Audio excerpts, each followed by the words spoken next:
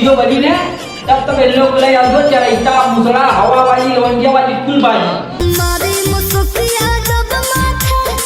लेकिन कैसे हैं आप लोग? तो हेलो हेलो आज तक वीडियो ताबड़तोड़। अगर मजा नहीं आया तो वीडियो को लाइक मत करना, दबा कर से ना शेयर नहीं लात मार के जाना। तो कैसे हैं आप लोग? तो तनी आगमा सुनो रे। अरे दादा बताओ भैया, इन्होंने इतना मुजरा करे तो फोन करके कुछ अद्दी नदी में कूद के जान दे, लेकिन ना एक्सप्रेशन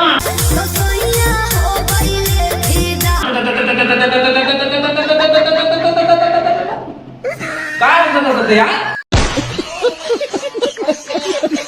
तनी आगमा दादा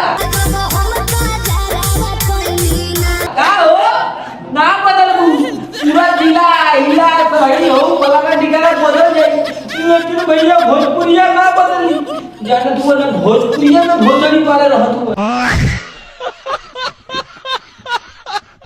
लोग बदल समय बदल जाए, जमाना नहीं बदलेगा। भैया एकदम तरकारी चाहिए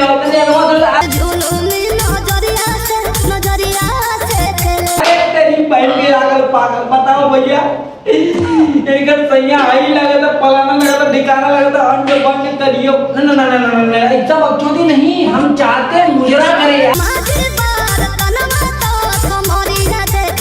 अरे आए हाय का हो जी पर घट्टो, अरे मिल जाए तो मार कहूँ खट्टो, लेकिन तो हर वक्त रही ना जाई। लोग बदल गए, समय बदल जाए, लेकिन कहल भैया ये भोजपुरिया ना सुधरी। कैसे सुधरी आए कैसे सुधरी अतनी अगवा सुनाता।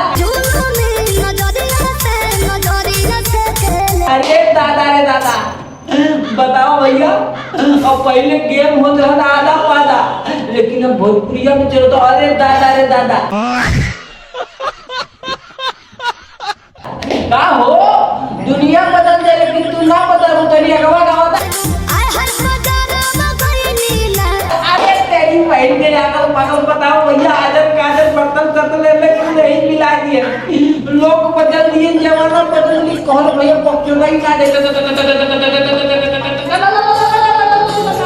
दादा जन मारे लुका है तू दूर हटके का रे तो अरे इन्होंने मारे खेतरिया बिंदुआ को लगता है तबला फेल कर दिए।